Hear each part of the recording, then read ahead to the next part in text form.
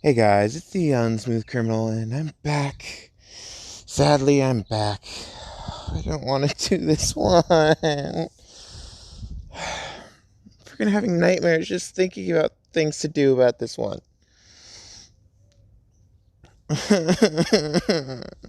Well, let's get on topic. uh, so, she's just walked into class after a month of being in a coma, basically. Not actually a coma. She was in a mental shutdown. And she now has, if anybody's seen Naruto, you see the bandages that Rock Lee wears. Well, she now has that on all the time, but it's black bandages that are made with quirk-canceling fibers. And she always has a thicker collar on to help control it, because it can't be stopped anymore. It can only be helped. It can only help. It can only help control it right now. So we go to the sports festival, which is the day after she got back. And they say, we had an incident at the USJ, and we had a student that went into a coma. Like a coma. It was a quirk-induced coma by her own quirk. And she's the valedictorian of this class. And they say, Izuki Bakugo. And she walks up on class, and everybody in class except Hagakure and Bakugo are like, what? We don't remember her at all. And Class 1B remembers her because they had the absolute crap scared out of her, especially Monoma. Monoma talked crap about Bakugo, and then he got scared shitless, and now he's forever terrified of ever talking bad about Bakugo or Hagakure. So he can't forget her. Kendo was a friend of hers, but not a very good friend. She was more of an acquaintance, bordering on the edge of friends. And the one day she's been back, she's been very distant to everybody. She's not even trying to get to know them again or have them know her again. She's just been very, very distant. And Bakugo sees this and is like, I can just hope. That's it. All I can do is hope. And then Hagakure is getting more worried because she sits right next to her and she doesn't talk, which is getting her really worried. And Izuki walks up on stage and she gives a speech about how everybody is going to do their best, and whoever wins, and they're one of the strongest people in school, and that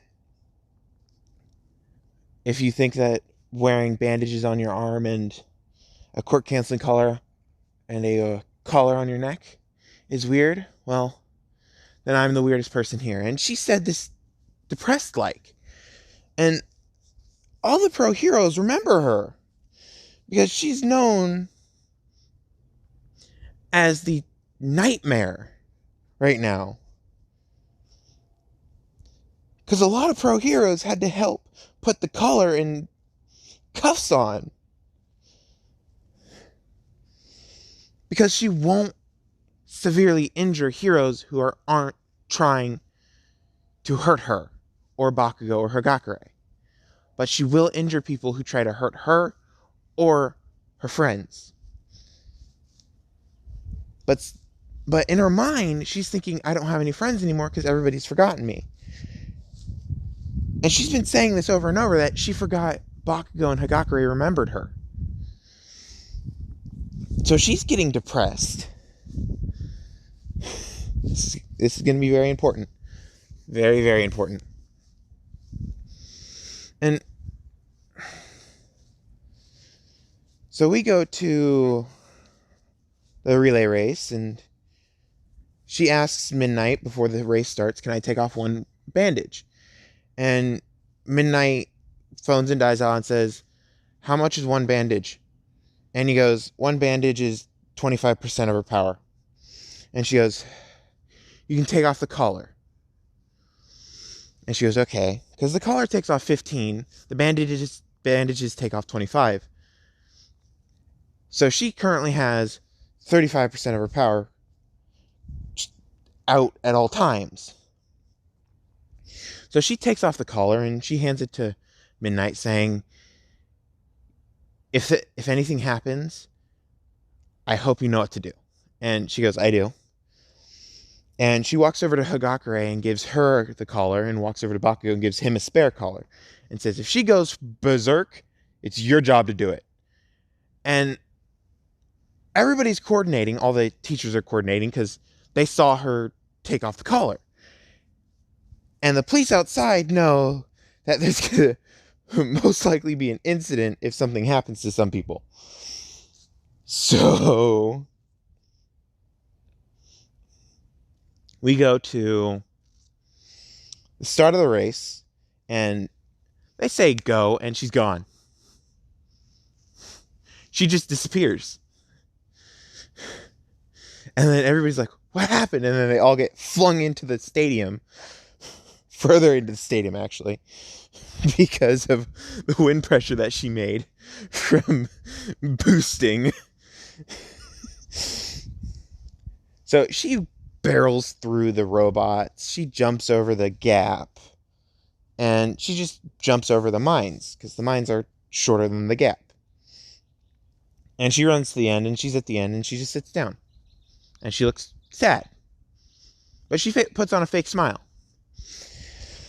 And there's a few people in the stands that can pick up on that, because it's Mitsuki, her husband, and a few of the teachers in UA can pick up on fake smiles. And she's putting on a fake smile. Like, yay, I won! That kind of smile. And they're all like, oh god, no. And we go to the cavalry battle.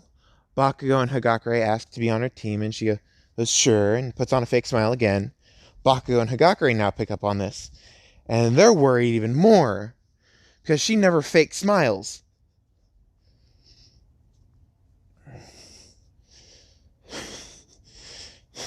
So we go to the 1v1s. Shinso is very good at picking up on emotions, because he has an empath and a mind control quirk. And he walks into the stadium, and no one knows his ability because he hasn't used it. He's actually a nicer person in this one, because he never told anybody his quirk, so everybody thinks he's just quirkless. And he's been trained by Aizawa, because he's Aizawa's son. Pretty much Aizawa's son. Adoptive, actually. But he's been trained by Aizawa, so he's a lot stronger and better in this one. He walks into the stadium, and he throws up. And Midnight's eyes widen. Because he doesn't turn on his quirk unless he's in a 1v1 situation. And when he turns on his quirk, he feels everything the other person's feeling. Anger, sadness, happiness, worry. And he threw up. And he gives her the 1 second, walks over to Izuki, and just gives her a hug.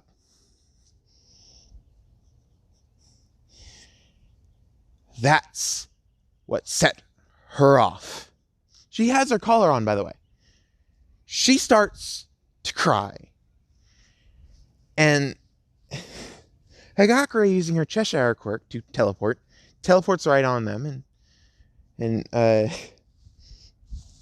Aizawa says on the mic, we're going to have to be back. We're having some technical difficulties with someone's mental state right now. So he phones into Midnight and says, get them out of the stadium. And so Midnight scoots them into the stadium and waves Bakugo down. Bakugo comes, and they start talking. Then the rest of the things go. Todoroki versus Sero, done.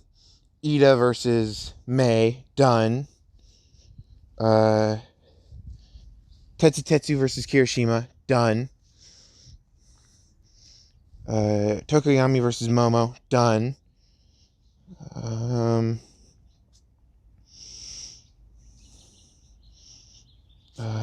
Ibarra versus that, I think it's Kaminari first, done. Yeah, Ibarra versus Kaminari, done. And then we were like, we're starting on the second rounds just for a few of them because we're still having problems with the one student. So everybody who's in the first rounds, please wait near the stadium in your waiting rooms. And currently, Izuki is just bawling her eyes out, saying that no one cares for her, no one wants her around, and they don't even have the and no one thinks of her as a friend because they don't have the decency to remember her. And Bakugo and Hagakure are crying too because they're like, we remembered you. We never forgot you. You're our best friend. And Bakugo said, you're my little sister, because she's tiny.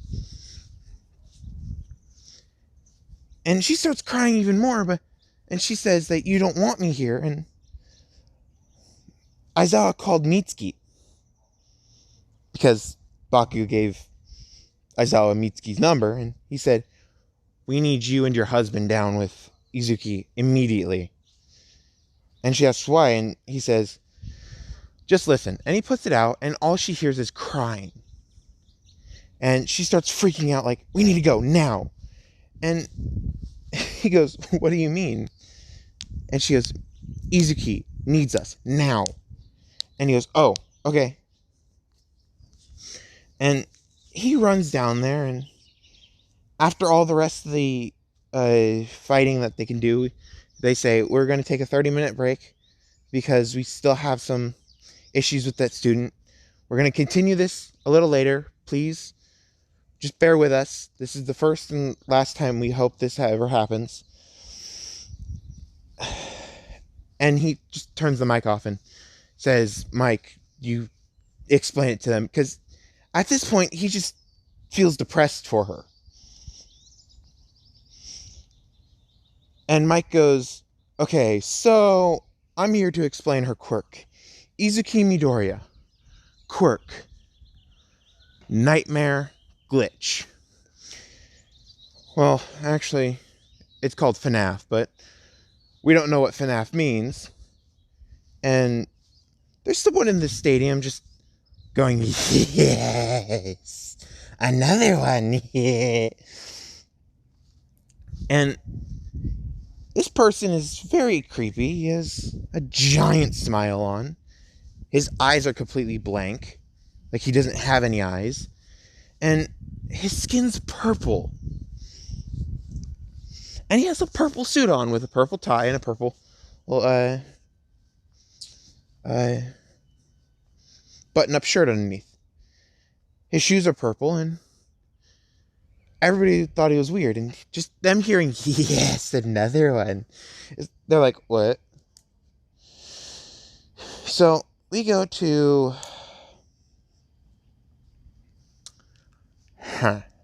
Yeah. We go to Izuki, and this man shows up next to her and says, I can explain your quirk. And it's like he just teleported, because he was in the stands 1 minute, and then at the bottom, then the next. And he goes, please follow me. And he gives her a good bow, and he's respectful for a little bit. And she goes, no, thank you. And Bakugo's like, who the hell are you? And Hagakure's in a fighting stance. Mitsuki runs down and sees him and goes, oh, crap. And she didn't walk into the room yet. So she backpedals a little, walks around a corner, calls up Aizawa and says, the purple man's here.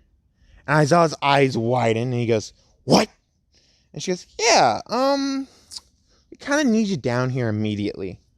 And he goes, okay, I'll be right there. And he gets up and runs. And he phones every single hero that has an earpiece on and says, the serial killer Purple Man is here. And they all get into attack mode. Endeavor, All Might, Cement Toss, Snipe, Vlad, Mike, and they all start evacuating all the civilians because they say, we will refund your tickets. We will finish this at a later date. There's currently a villain situation in the stadiums. Please leave. And all the heroes that are currently there are just... My dad's talking pirate to my cat. It's very, very strange. But he gets this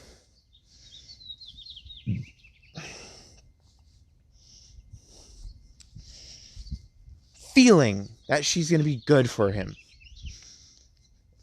And then all of a sudden, Aizawa walks in and says, "Sir, you must leave. This is a private quarters." And he goes, "Oh, I'm sorry. I must have lost my way going to the bathroom." And he walks out.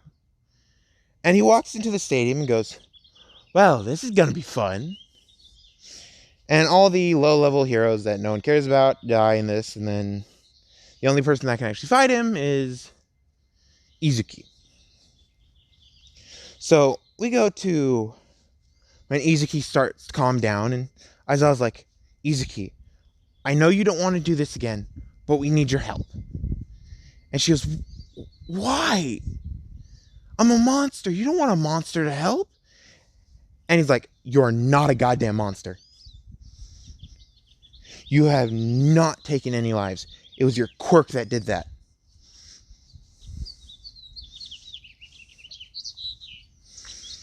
And she goes, but, and he goes, "No buts." And he walks over to Mitsuki and asks what's her favorite food. And Mitsuki goes, well, I think her favorite food's pizza. And he walks back over to her and goes, "What's your favorite food?" And she goes, "All meat stuffed crust pizza." And he goes, "That's very specific." She goes, "Yeah, I like pizza." And he goes, "Okay. If you can help us defeat a mass murdering psychopath that has been linked to the murder of many, many children," and he signals to Bakugo and Hagakure saying that, and many more to come if he stays released. And her eyes widen, and she still has the subconscious mindset of protecting them, even if she is a monster, because she sees Bakugo as family and Hagakure as her closest, bestest friend. And Hagakure teleports next to her and rips off all the bandages. And then Bakugo just goes, before you say anything, he takes off the collar and says, "Go." And he's like, "I really don't want to do this." And Mitsuki finally gets the bearing to hug her and say, "You got this." And they say, "At the same time, if you come back, we're all buying you pizza." And she goes, "Really?" And they go, "Yeah." Mitsuki and Bakugo say, "We're your family." And Hagakure say, "I love you."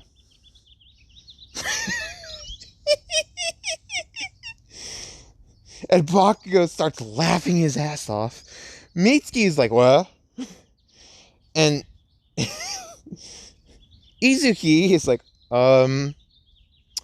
"Okay, And that's just bouncing around in her head. Just like, why would she say that? Why would she say that? And she hears the Purple Man laugh.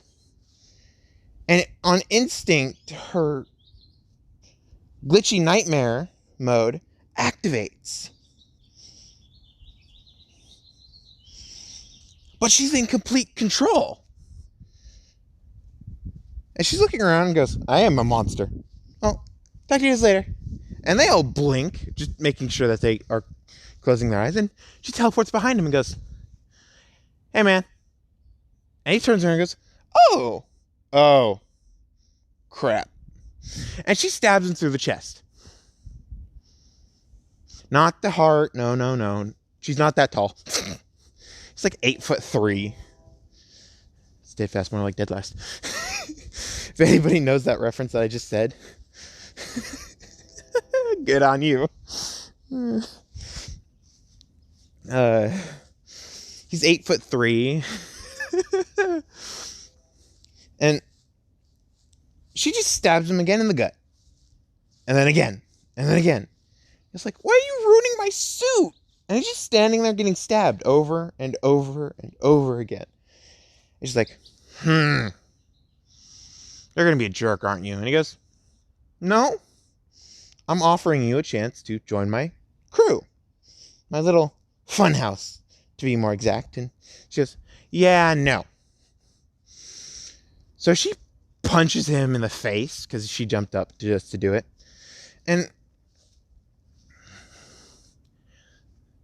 she finally does something that she hasn't done ever before. She decays her face fully. So if anybody's seen a zombified face, mix it with a slight mummified face, and then you get her face right this second. And he starts getting this overwhelming panic. And she completely lets go of control. Her power goes from 50% when she's in control to 100%. I'm going to scare the crap out of him no matter what. And she marked him. When she punched him in the face, she marked him. So she just disappears, and he's like, "Oh, crap." He completely heals, and he's like, "Well, this is going to suck." And that's the end of the what if. I left the ending open because I'm going to do another what if, and hopefully you guys enjoy this what if, because I'm going to make a universe upon this. So, it's very important that I said what I said for Hagakure. It is.